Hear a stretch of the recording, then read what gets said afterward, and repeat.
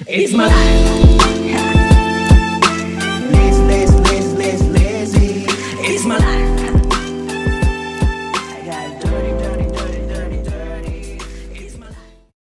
Welcome back to Collect Them All or Die Trying, the spoiler rooms, comic cliff notes. I want to take this moment to say thank you to all those that subscribe and support me and the channel and its growth. We're only one away from 50 subscribers, and I know it may not seem like a lot, but 50 is like 1,000 to me. So thank you, all of you, for your support and growth of the channel. So please like, subscribe, and share to help me out and this channel's growth. And once again, thank you so much. Don't forget to check out Coffee and a Comic to get your hands on new releases and back issue comics or any other comic you might see right here on this channel. And check out the links in the descriptions to find out how you can save 15% on your next order. And every order comes bagged and board and right to your front door with your very own bag of coffee to brew at home. So go ahead, spoil yourself. Welcome back to the Maniac of New York Part 4, End of the Line. And last issue, we opened up with a flashback and some backstory to Zelda Pettibone and her early days on the force and her guilt for being the reason for her partner's suicide when he was in prison for the wrongful death of a teenager, which he claimed came at him with a gun. But Zelda decided to do the right thing, and she refused to lie upon request from her partner about the teen coming at him with a gun, resulting in his suicide.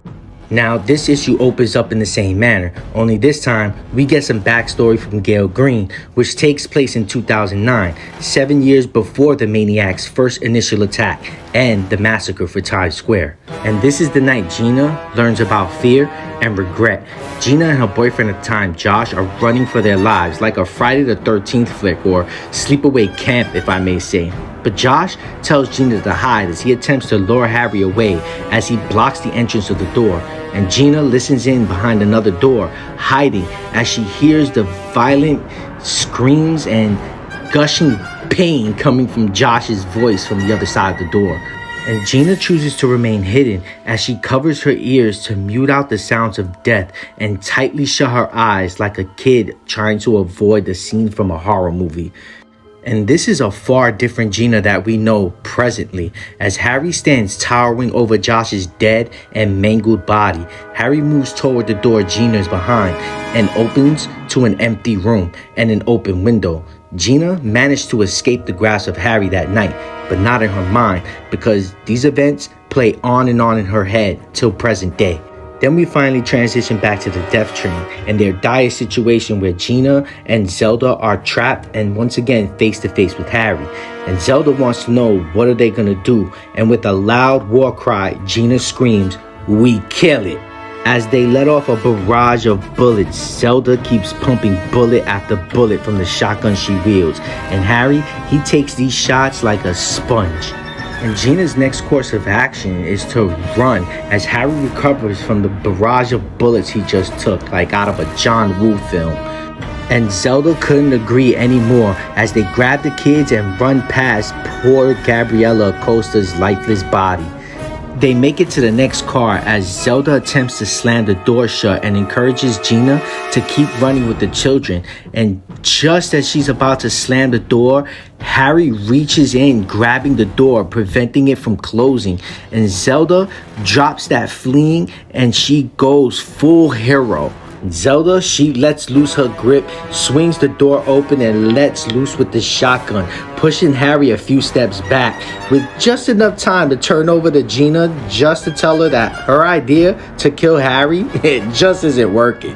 But Gina, she ensures that she has another plan as Zelda rebelliously shouts out she fucking hopes so, to where Gina, she goes all Captain America and is like, language? I mean, luckily for us, we're not trying to keep this PG-13 at all. But they finally make it to the last car, and with Harry in hot pursuit, he is not too far behind. Gina taunts Harry to get his attention away from Zelda and the children, but she does this more to redeem herself for doing nothing like in the flashbacks earlier this issue. As Harry swings his machete, it hits and jams into the roof of the car, between the ceiling and the metal, as Zelda realizes he's stuck and urges Gina to hurry Now, as stubborn as Gina is for revenge, she pleads with Zelda that they need to see this through and kill Harry.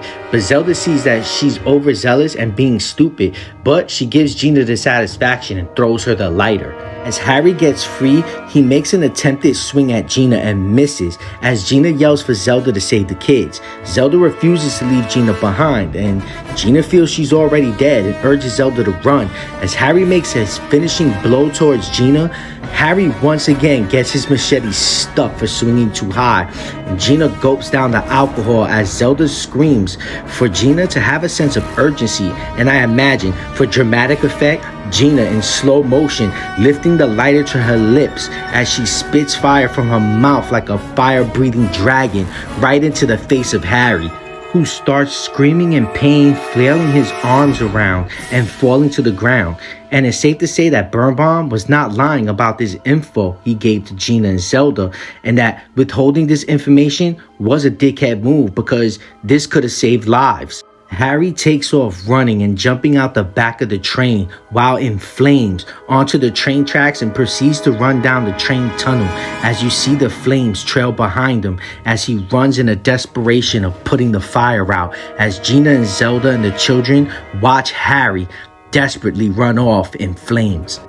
As the train comes to a halt, they all walk off the train, and Gina assures to the children that they should be very proud of themselves as they meet with the mayor, who's not applauding Gina and Zelda for their actions, but holding them accountable for disobeying a direct order, letting Harry get away, and destroying the train.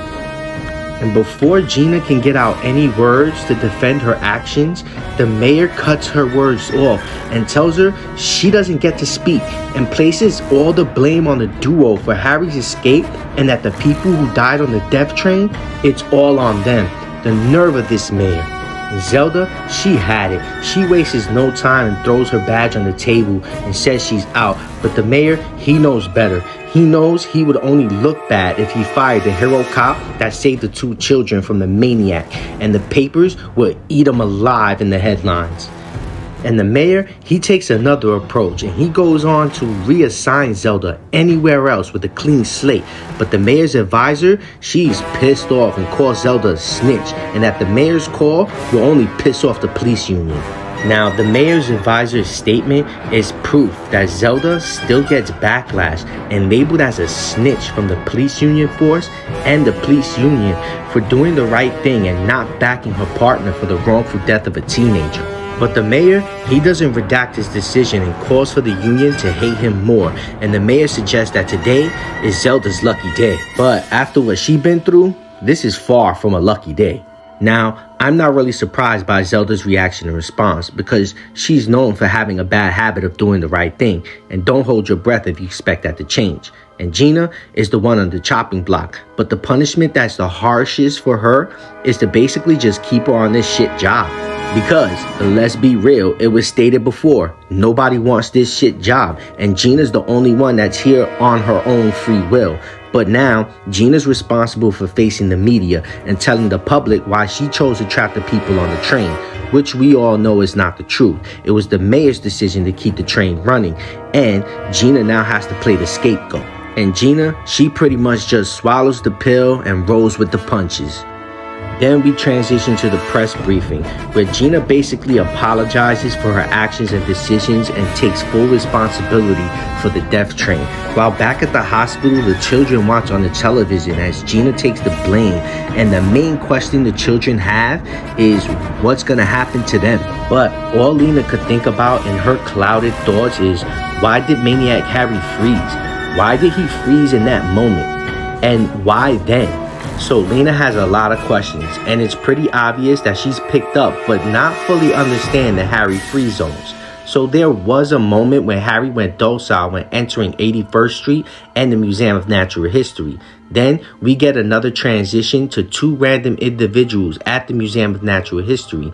And what's important about this interaction is the possible explanation as to the reason for the Harry freeze zones.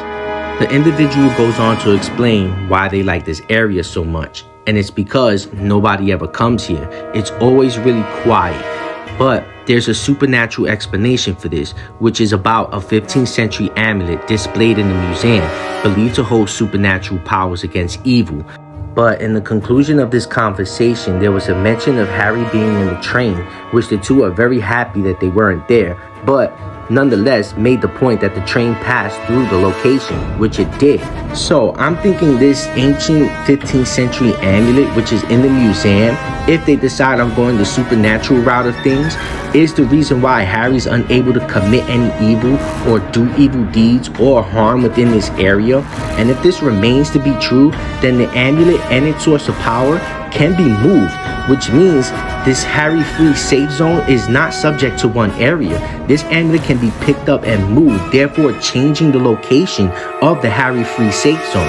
And it can also be used as an advantage against Harry, or even finding a way to make another amulet similar, or to multiply or expand its distance and effectiveness, because this gives me a magic field or spells which can be recreated. I mean, yeah, you guys tell me what you think about this twist at the end. This mix of supernatural and horror, I can't wait to see how this ends and goes into the Bronx is burning. So if you like this video, smash the like button. It really helps out the channel. And if you're digging the content, subscribe, and it'll really help the growth of this channel. And I'll see you in the comments. Peace. It's my life. Lazy. It's my life.